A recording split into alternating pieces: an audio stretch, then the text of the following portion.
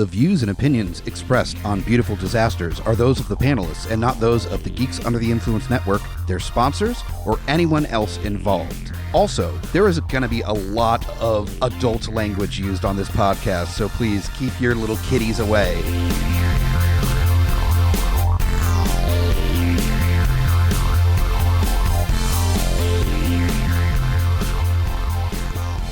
Welcome back to Beautiful Disasters.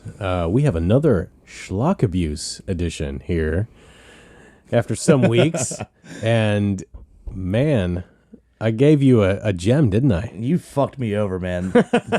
Look, I know I bitch about most of the schlock abuse. This thing was so fucking unwatchable. God damn it. Damn. Well, and what's sad about it is there's people in there that actually, I guess there's one person in there that actually respect, and like it pained me to see them in this piece of shit. Yeah, it's too bad. But you know what? This is why we do what we do. Yeah. And you have given me some awful movies in the past. That is true, yeah. So, yeah. I am the Grutz. F.U. Hunter. And the movie that I assigned you today, or this past time, was... Gunblast Vodka. Yes. Gunblast Vodka? Yes. The title is just as fucking stupid as the rest of this movie. I'll at least have that. Sometimes I've had movies I was like, oh, the title seems nope. And it's piece of this one, at least the dumb fucking title matches the dumb fucking movie. All right, there you go. Well, I did buy it for like maybe $2. You overpaid, and it was anything over a quarter. It was based on the title and the cover alone. I was just like, okay. And there's some people in this that I actually recognize. Yeah. Oh my god. I mean, the two main is Angie Everhart, who was in a slew of things in the 90s. I mean, I always go to Bordello Blood. That's like the go-to. Sure. That she was in. And then, don't ask me to say his fucking name because it's one of those. Oh, Jürgen Prochnow? Okay, well, I guess you can say his name, but the main dude. My dad's name is Jürgen, so I know how to say that. There name. you go. All right. But the main guy from Das Boot, or for people that haven't seen Das Boot, the bad guy in Air Force One, that is the whole reason Gary Oldman wants to hijack Air Force One. He plays the criminal. That's right. He was the general that got in prison. They were trying to get and then away. He just pops up here and there. A lot of Wolfgang Peterson movies. Yeah. Obviously with Das Boot already. So, but it has those two, and then a lot of motherfuckers I've never seen before that I'm guessing are from Poland and Russia and places like that. I'm sure it was shot overseas. Oh, no, except mostly. Kind of in this weird way, the American actors they have are doing English dialogue, and then everybody else is dubbed over like a motherfucker. So this is kind of like old school Italian, like spaghetti western. Yeah, but I don't want to give this movie that much credit that they thought of it. I seriously, they had the few English speaking actors. Yeah, like recording in their language, and they dubbed everyone. Where like Fulci had the English actors do English, and then the Italian actors just do Italian, and then he just dubbed each. I don't think this was the intention. I think this was supposed to be an Americanized movie, but they just were like, just do the lines in your language and we'll just dub over it.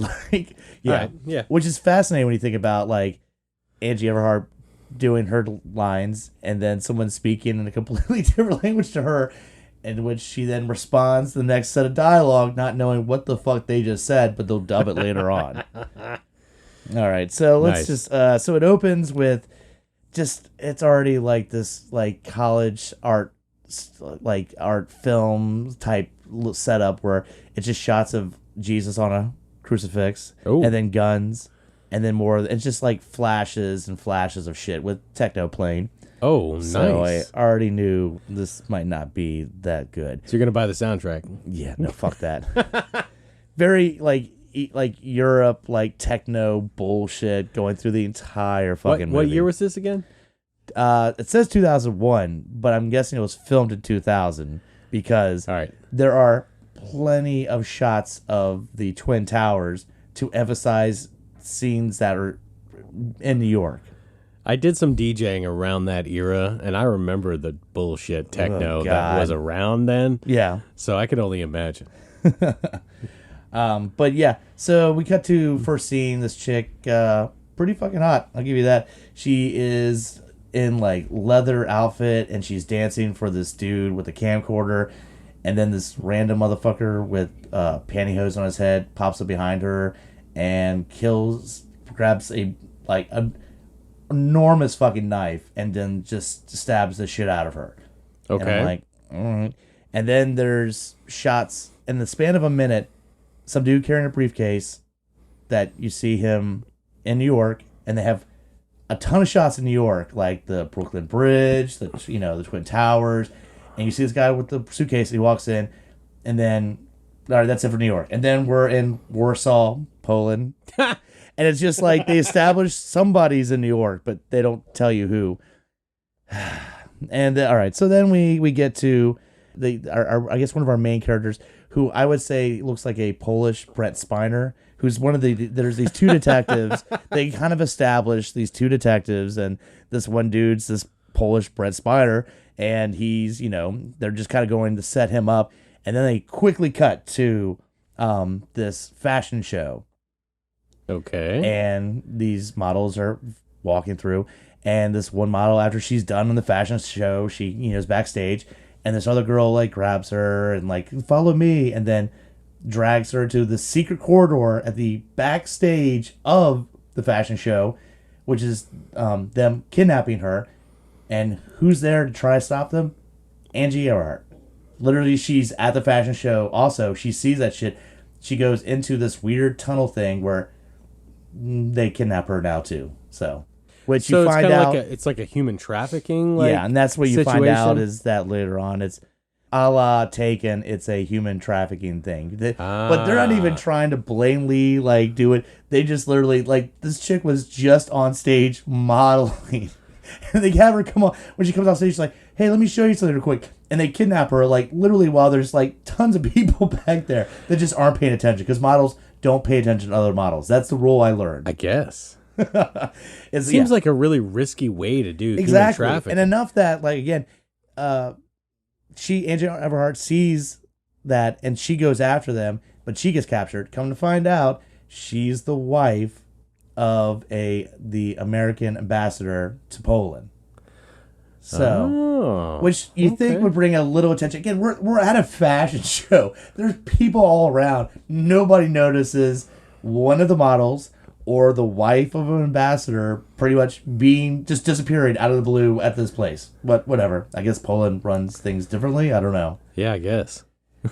And then there's quick flashes of shit. The editing in this is just mind-numbing, because it's that and then other shot of detectives that doesn't really matter, and then quick shot of something else, but it's like bounce back. It's like the director was just railing lines of coke throughout this movie. He's like, no, fuck it, no build up, just go to the next scene. So like, it's just we got the take, we got it first shot. And then everybody speaks like, I know it's dubbed, but like everybody's also railed cocaine, because where they would say, instead of like, "Hey bud, what's going on, man? You've been," he's like, "Hey, how you doing? You know what I like? I like to go over here. We should probably investigate that. You know what's a great idea? We should investigate that right now. And then we'll stop back at the police station and check the evidence locker, see if there's and they just don't stop talking. It's just continuous sentences, like a paragraph. It's like, just shove it all in there. Don't make them breathe till they get all the dialogue out.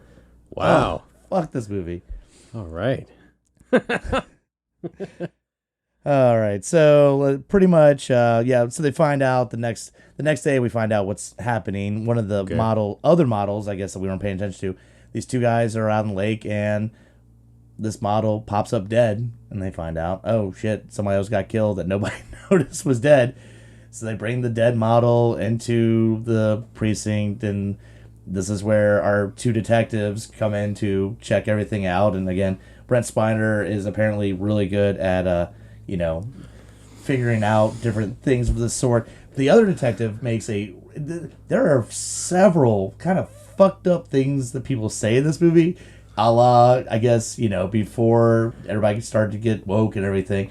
Because one of the detectives looks at this model and goes, "Such a shame, a perfect body. They should have only killed the ugly ones." Oh, like, damn, bro. What? And then our Brent Spiner detective looks at her and just sniffs, and he goes, She got sex exactly 5 hours ago. What? She got sex exactly 5 hours ago. What is his nose doing? I don't know, but he didn't say she had sex. She got sex. Wow. Yeah. Like, I stopped and rewound to make sure that's what he said. That's what he said. Wow. Apparently, he's really good at sniffing out. I don't know, but there's Sniffing the out coroner's like, how do you sex know? times? He's like, I just know. Yeah, I don't know. It was creepy as shit.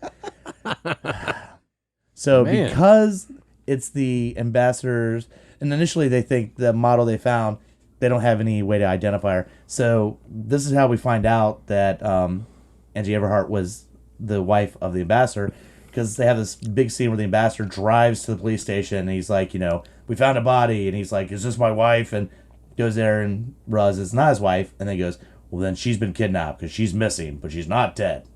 And so now we know that we need to get somebody on this that's more competent than the Polish police force. So we're just gonna say right now we're just not gonna go into all the Polish jokes that are obvious. Oh, there's some that they blatantly, dude. This movie has some shit. It's like where you're just like, ugh, this is hard to hear. They make some pretty fucked up terms and references. Yeah. No, I feel you. And I'll be honest, I almost feel like this was released after 9/11, and they just already had the shots of the Twin Towers, so they just kept putting that in there. I don't know. But they decided to recruit this dude from Israel, who is one of their special agents, and they literally call him the Jewish John Wayne. Wow, really? Yeah. You're like, wow. He's pretty badass. He's from Israel. He's what we call the Jewish John Wayne. I'm like, all right, sure. Wow. All right.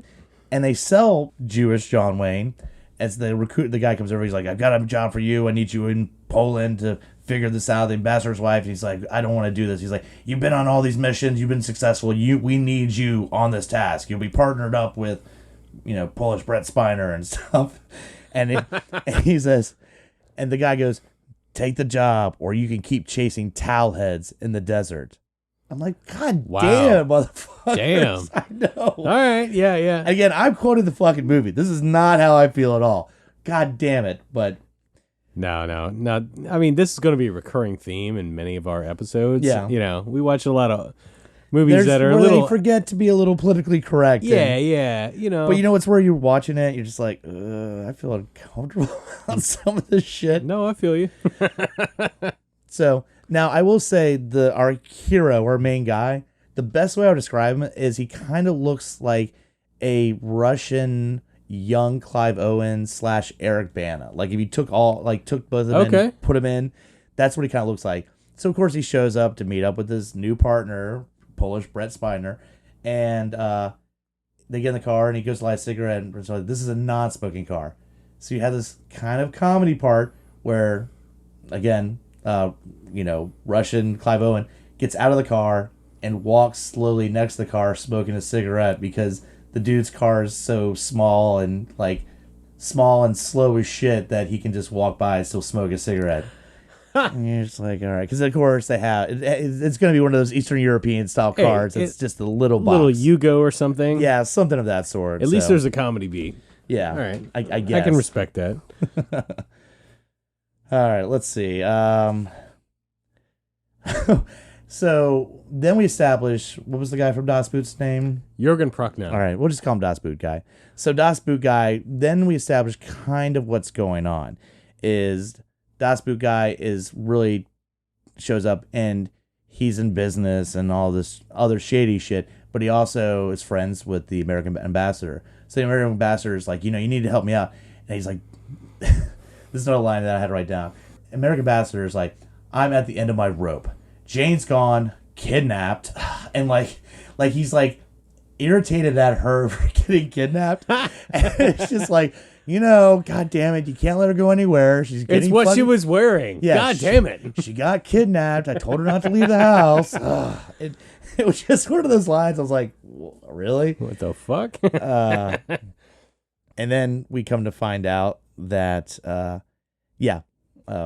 Das Boot guy, he's got a whole system of kidnapping women He works with this, I was hoping he'd be the villain mastermind. Yeah, sort of. But you know this because after that scene, he goes into this, corridor in this big room, and everybody puts on like white mask.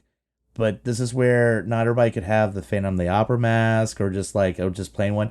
One of them has a very cheap Jason hockey mask. Oh, because they're all just wearing. And I'm talking about one of the ones you would see at, like the dollar store where like it doesn't have the correct slits down the bottom for the mouth and shit. Oh yeah. It's definitely made of like cheap plastic. Yeah, it's cheap as shit. And then they're all putting masks on. But then some guys will walk in there and look at each other without the mask and then put their mask on. I was like, I think they're missing the point of the mask is so that nobody knows who you are, guys. Of course, our Das Boot guy, he's that much of a bad motherfucker.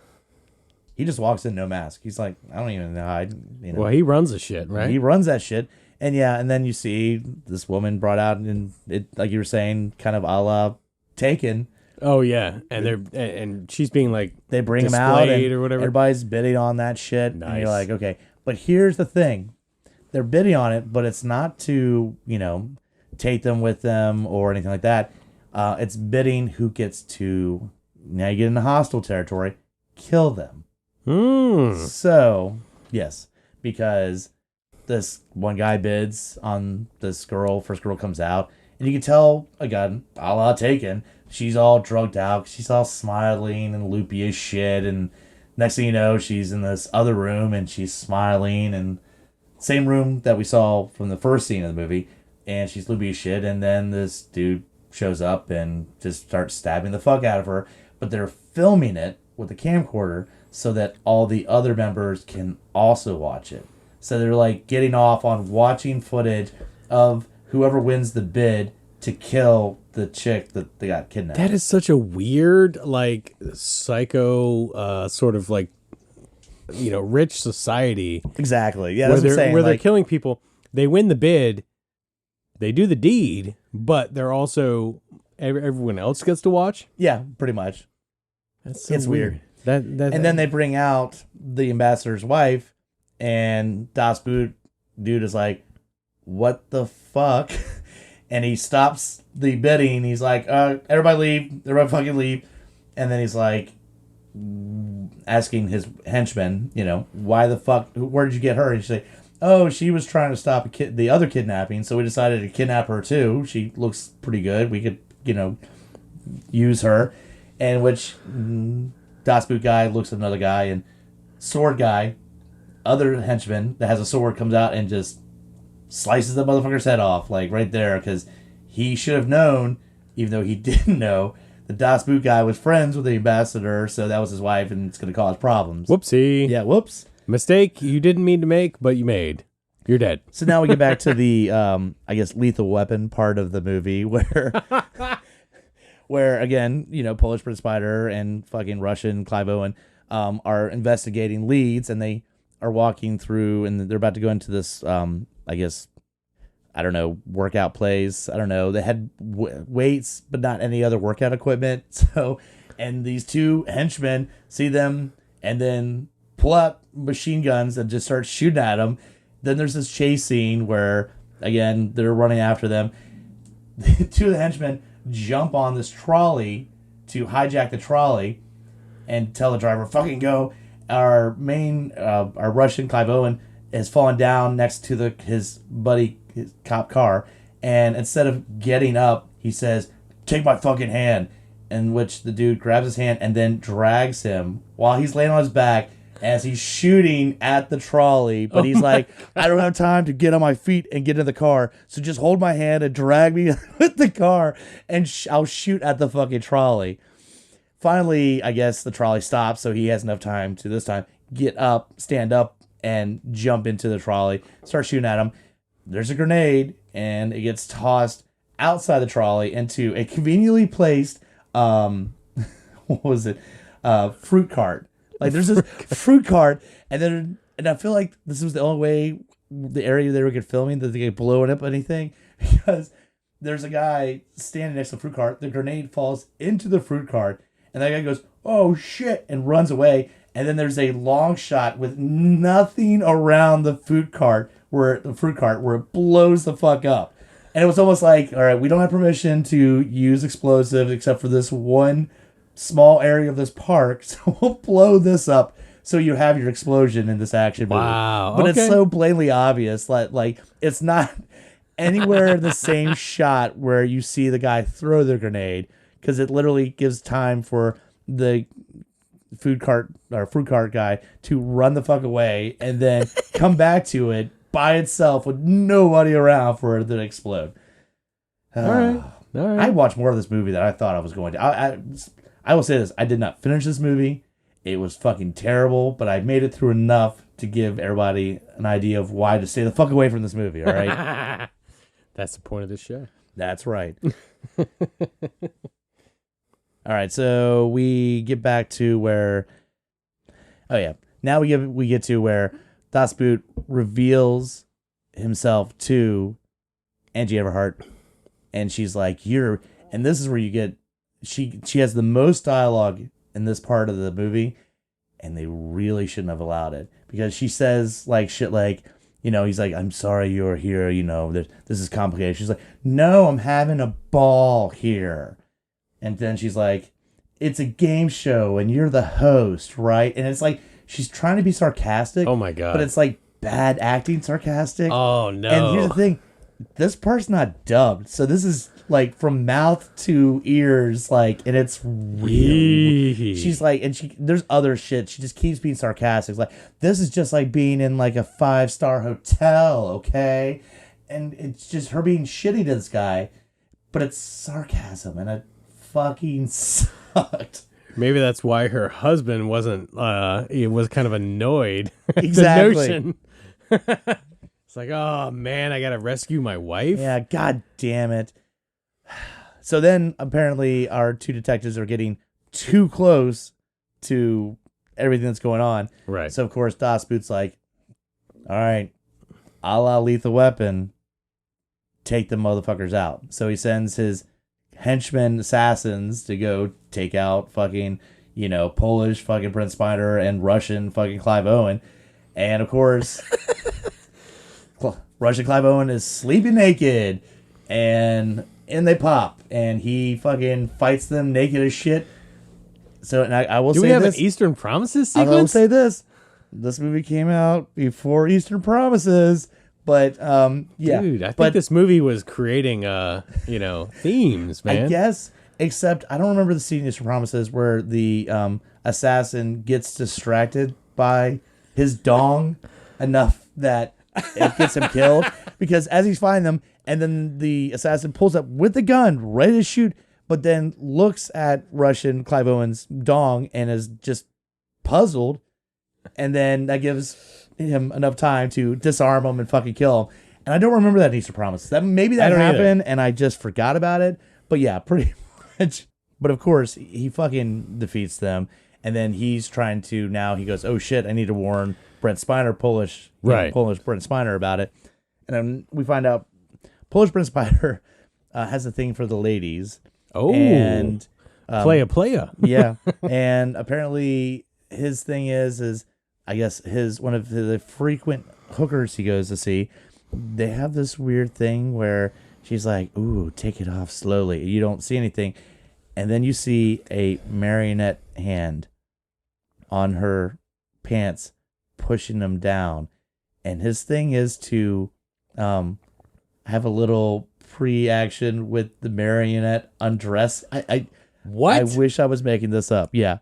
So you see it? Is that even a kink? I don't know, but they play it up where she's like, oh yeah, do it slowly, and of course then you cut up, and the next thing is this little marionette hand pushing down her underwear, and I'm like, what the fuck is going on? But of course, we don't get the full scene because assassins are fucking roll up in there, or no.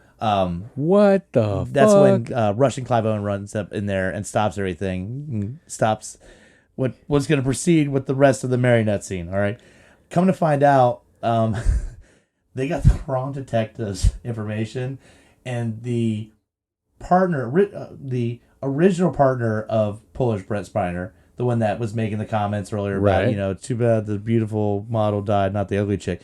They had his address, so they killed the shit out of that detective and his wife instead of Polish Prince Spider because he was not at home and he was fucking somebody else. So Oh, damn. yeah. So now it is fucking on, and now they're going after them. And there's some other shit that happens. I'll be honest. At this point, there's probably about 30 minutes left in the movie. I started passing out. I usually will go back and rewatch it, as we should. But this movie does not deserve any sort of rewatching ability at any time. Right. But you do get a scene where the American ambassador confronts Das Boot guy. He's like, you're not telling me everything. Das Boot guy's like, you know what? Here you go. Here's your wife. Brings her out. She's beat to shit because they've been apparently torturing her. But then he pretty much is like, but we're going to play a game of Russian roulette, and pretty much kills American ambassador dude. Oh, in shit. front of, I think Angie Everhart is the one that shoots him. Like, he's devious. So, Damn. And our two cops, our cop buddies, eventually get to him and fucking just kill the shit out of him, and then are victorious and heroes. One thing I forgot to bring up is when they stop the henchmen, the trolley scene. Yeah. The next day they go back, and I guess the tradition in Polish police stations is if you stop a crime, then it's drinking party, because they go into the police station and then people are taking shots and celebrating them catching or killing one of the henchmen. Damn. And like everybody's like drinking. I was just like, so I hope no crime actually happens after this, because everybody in the police station is fucking shit-faced. And I was thinking, this cannot be efficient at all.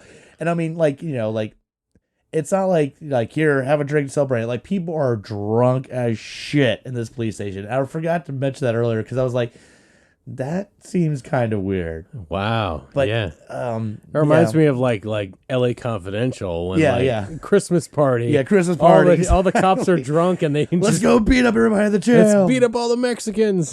But man, another thing about this movie is the plot was stupid, the acting was terrible. But god damn it, if the whoever had the camera could not keep the camera still, and a lot of shots of people's legs instead of actually like a shot of them walking in or walking out, shots of their legs, and then swirling camera, and then like not a cool Tarantino camera going around people, but where the camera is up and down, back and forth as people are talking, not towards them as they're talking, just like you had a toddler holding the camera. Oh, man. Like, all right, Timmy, hold the camera steady. We're going to record them talking to each other. It gave me a fucking headache. And then again, I'll mention again the fucking techno music that is throughout this entire one. And it, fuck that. And yeah, they go to like 3 clubs. So whenever you don't have background techno music, then you have in-your-face techno music. Gotcha. But again, it was around the 2000s, so I guess that's so. It sounds like the cinematographer was like super jazzed about like art cinema. Oh, and definitely just had the wrong project for it. Yeah, exactly. Because this is an action movie. Oh, you find out, by the way, movie, the only reason we even see New York is because the voting takes place in different places. And somebody in New York is voting or, making bids on... Which, would they just hold her till he flies over to where it is? Because everybody else is in person. But then there's one person in New York that's not in person. Like, all right, hold her. I won the bid, so I'll be there in like 3 days, and then I'm going to kill the shit out of her, okay, guys? Like, no. Well, I mean, this is old enough. In 2001, they still had the Concorde running back then. So you could be over there in like 4 hours. But you know what? Bam, bam. It doesn't really... You don't need to establish anybody over there. You can have all your bad guys in that one room, okay? You don't need to go, this is bigger than just one room. This is like New York big. You know New York, right? The place, Brooklyn Bridge, the Statue of Liberty, the Twin Towers. I said New York. See, now I've showed you shots of everything established in New York, so you know for sure we're not talking about Chicago or fucking LA, because we showed you enough New York shots to know this guy is in New York City. You got to know what it is. Which, by the way, they don't do that to Warsaw. I don't know if Warsaw doesn't have anything out there, but like they don't show any like historical landmarks. Just like, and then they just a little font at the bottom that says, "Here you go," in Poland and Warsaw. It's Warsaw. Yeah, there you go. Whatever. Nothing special. Yeah, that's pretty much. Yeah, New York, fucking 2 minutes of just like shot after shot of landmarks, and then they go there. It's like, here's a font that tells you what it is. Fuck it, don't worry about it. So none of the movie actually took place there. It was just establishing shots about a guy who was bidding. Was there? Yeah. Okay. That's right. about it. I thought maybe it was going to, but very easily they leave that and go back to Poland. I can totally understand this movie coming out, in and around 9/11 and not being re-edited to take out the two towers, like other films have done. Look, the release date on the DVD says 2001. It might have come out maybe right before 9/11, but it was just weird. There was a lot of stress on the Twin Towers and just exterior shots.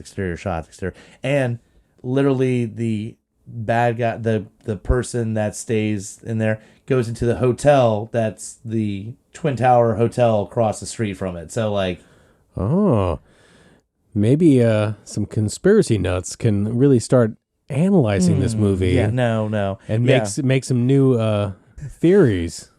Yeah, no, I don't think so. But if they will pay $5, you should sell them this movie for $5, give them so you can make some money off of this, because I don't think you should ever place this into your... I'm worried. It's still sitting in my DVD player. I hope it has not destroyed my DVD player in this process. Oh, dude. Yeah, no, you should take it out. Yeah. All right, you want to wrap this motherfucker up? Let's wrap it up, so... Alrighty. Well, it was a doozy. Yep. But I'm pretty sure the one you gave me is going to be interesting as well. All right, I can't wait for that. All right, very briefly, just want to thank you all for listening to the show. We have some lovely sponsors for the network, Amazon.com. Of course, you go through the link at GUIPodcast.com and click on Amazon.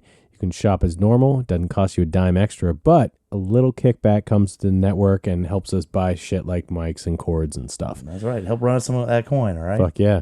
And TeePublic, boom, is where all our merch lives, and they're fucking great. However, coming soon, we have new designs for Beautiful Disasters coming to TeePublic. No shit. Very soon. They're going to be great.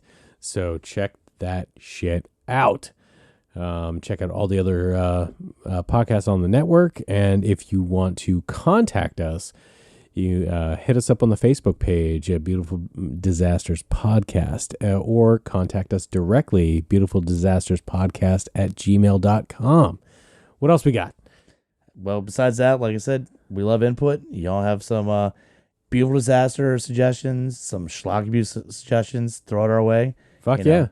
We're always looking for movies to torture each other with, or just really good, bad movies that, we might have forgotten about. Goddamn right. So definitely check us out. Give us all your feedback. And for Beautiful Disasters, I'm the Grutz. F.U. Hunter. Thanks for listening.